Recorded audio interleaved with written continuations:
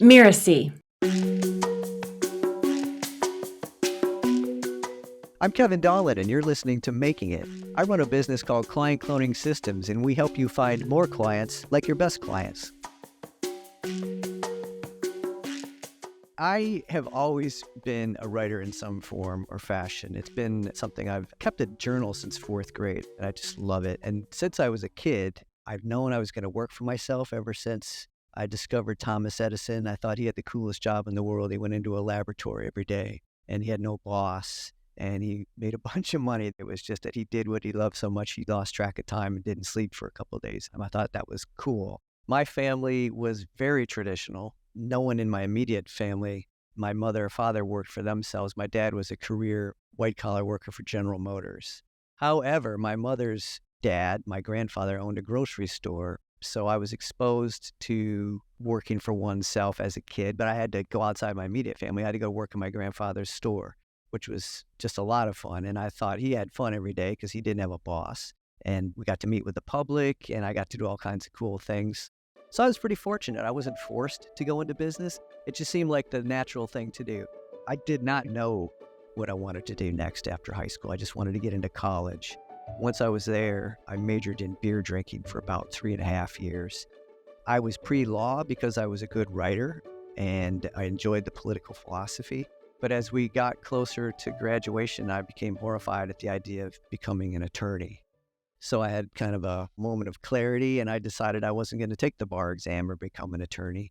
I was always musical. As a kid, I played violin, and I took up guitar. So I joined one band just after college. I ended up working as an assistant manager of a record store. It happened to be the best record store in Detroit, by the way. It was called Sam's Jams. Much lamented that it's no longer in business, but I worked in a record store for a couple of years and played in a band, and we played all over the city of Detroit. Then, because I was fairly good at English and writing, I took a job as an English teacher, a complete 180-degree turn. I was hired and sent to Japan to teach English. And in Japan, I just found I loved teaching.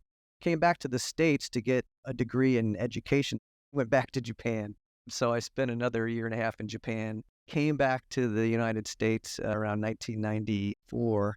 There's where I took my first job in marketing.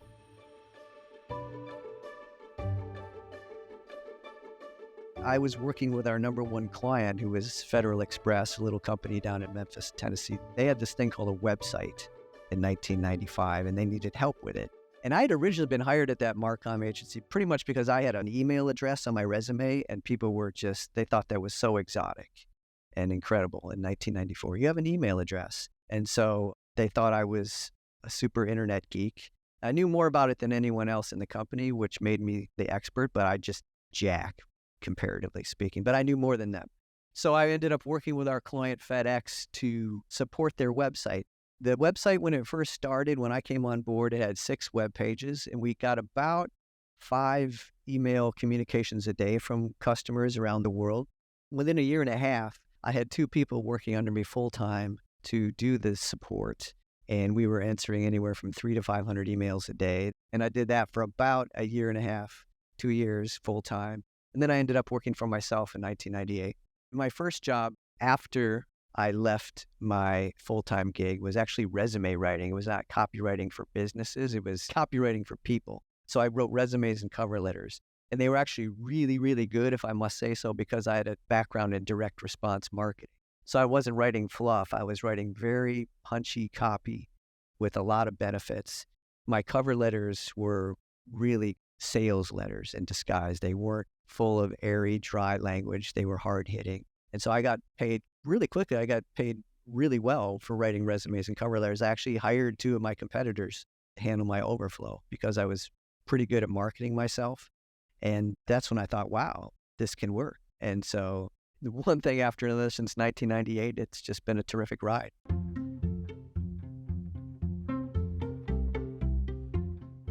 The moment I thought I was making it was around 1997. A guy by the name of Ron Lieber, he was a magazine writer. He contacted me and asked to interview me for a book he was writing. It was called Upstart Startups. It was people under 40 who had started their own business. And I thought, wow, why are you interviewing me? But apparently he liked the way I marketed my business compared to my competitors. And the book came out in 1998. Kate Spade was in the book. The founder of the Geek Squad was in the book, along with little old me. And I just thought, wow, this is incredible. And so the book came out and my mom bought a copy and told all her friends. And I was pretty happy with things. But that's when I thought, wow, I'm getting featured in national media. I had been in magazines before in the newspaper, but now I'm in a book, somebody's book, with these really high achieving people. And so I thought, geez, maybe I've made it. And of course, it's a danger, right? As soon as you think you've made it, you coast and then you fall off a cliff. So I didn't start coasting. I kept going. But that was a real turning point for me. I thought if national media and authors are noticing, me and what I'm doing, that's pretty cool. If you don't quit, you can't fail. This is, the game of life is not like baseball or football where you might run out of time or run out of outs. The only way you can fail in life is to give up. Or, if you die while you're still trying, in my mind, you've won because you went out still fighting. So my success has really come from a refusal to quit and always to try once more and once more. And I think that's been the dumb, simple secret of my success is I've just never quit. That's something I try to instill in my daughter because I know I sound like a crabby old man. Younger kids these days, in my mind, they can get discouraged a bit too easily. But my life is a testament to the idea that if you don't quit, you can't lose. What does making it mean to me? It means foremost autonomy. I make the decisions. I get to choose. And that may sound selfish, and perhaps it is, but equally important is, that the idea that I'm helping other people. My business is a force for good. I work with clients whose businesses I respect. I'm helping them grow their business. I'm helping them get new revenues that they otherwise would not get.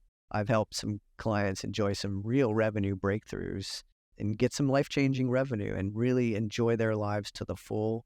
And that's incredibly gratifying to me, actually more so than the money I make is the fact that I'm helping others. And that's making it to me.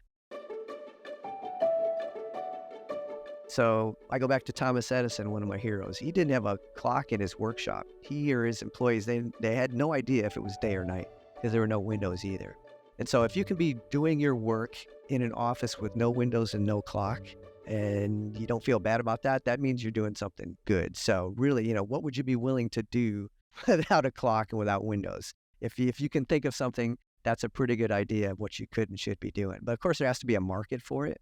So it's not a matter of, do what you love and you'll never work a day in your life. That's terrific. But it's really finding what the market wants and then mapping those wants to your skills and desires. That's the secret. And then once you find something that you enjoy and that you're getting paid for, just go full out. Work as much as you can, stomach in the early days because it's going to take a lot of work. And if you never quit, you'll never lose.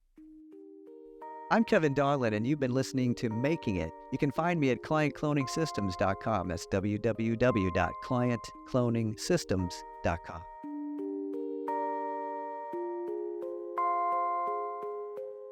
Making It is part of the Mirasee FM podcast network, which also includes such shows as Course Lab and Just Between Coaches.